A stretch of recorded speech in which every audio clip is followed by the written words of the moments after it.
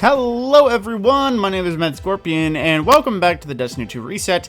Today, it is sort of the season closure is starting to happen, as we have just over 3 weeks left with the season, and a new quest has arisen in regards to Hawkmoon. Now, I'm not exactly sure how it started, per se, but there's a new quest around. I'll be sure to make a video on it, generally, once I have assistance, because I've heard it's hard. I'm not sure where it's launched from, because that is coup de grace, and I'll figure it out somewhere.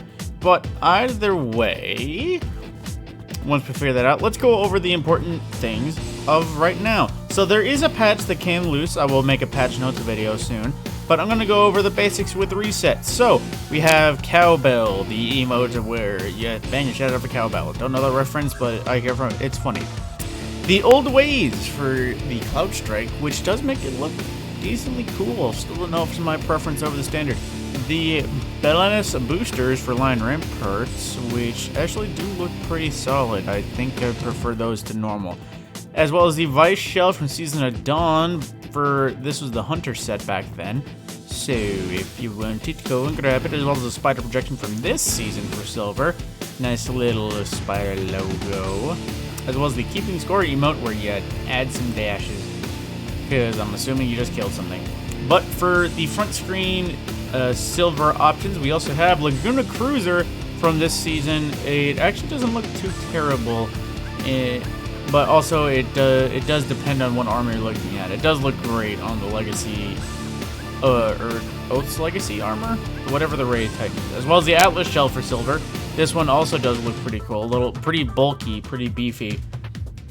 And, well, yeah. As well as the Spill the Tea emote, where you just kind of, well,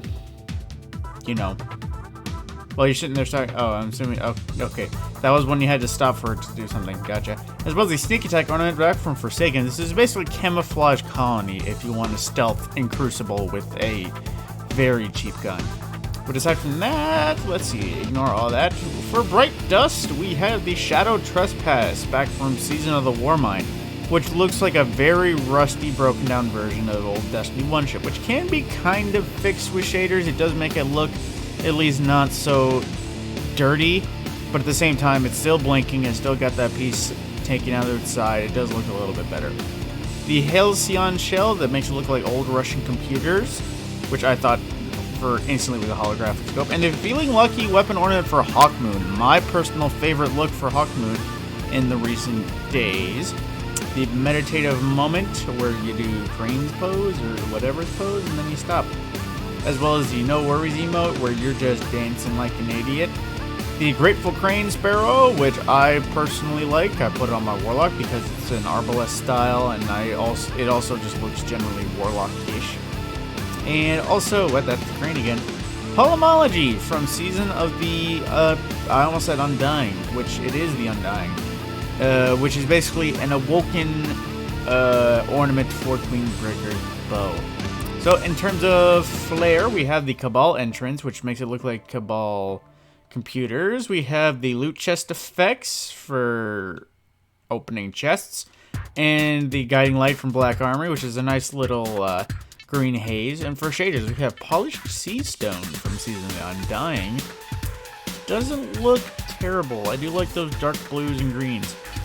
The Cargulo Bristle, which is a blue and yellow, which doesn't actually look too terrible. If you're a fan of the Wolverines or the Rams, you can actually use that one pretty well. Tarnished Copper from back in Vanilla, which doesn't look too terrible still, but I don't think I'd run it. And Monochromatic, which is a lot of people's options for their armor because it just makes it a simple white and black. And for a lot of armor sets, it can make it look pretty solid.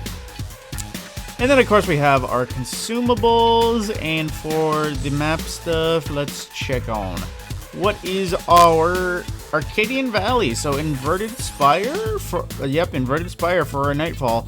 And for Gambit, I saw no proximity Gambit for Crucible. The modes are Mayhem and Rumble. An important side note, Crucible tokens will lose their value at the end of this season. So you have 3 weeks to spend however many tokens you have accrued over your time. Let's see, I have 1,400 at the moment because I only recently cared about just building up tokens for no reason. So these, and I'm assuming also other, I did say just Crucible tokens, but I'll have to double check. But tokens are going to no longer be useful after this season, so there's no point in keeping them. Okay, moving on to Europa, once I hit the right buttons. What is new on Europa? We have, for the extra challenge, Survival, again, for the 3rd time around. And let's see. We have the Dark Priestess for the Umpire Hunts. And for the Raid Challenge, it's Copies of Copies. It is Atrax Challenge, once again. So with that is all what's new on Europa, and that's about all that's new in the world. Aside from that Hawkmoon quest, there is a bunch of reward that if you want, you can complete a shirt. It does look pretty solid, I will admit. I will likely be buying it. So, aside from that, that is all that is new in the Destiny-verse at the moment. I'll have videos regarding the patch and hopefully the new Hawkmoon activity.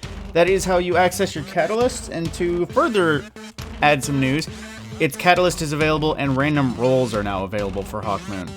And I saw general stat boosts for the Catalyst in addition to increasing mag size, which given its perk regarding how hits and bleh, that is a mega game changer. So, with that news, I will see you in the next video. Whether it is the mission or the patch, you will have to find out when you watch it next, and I will see you then.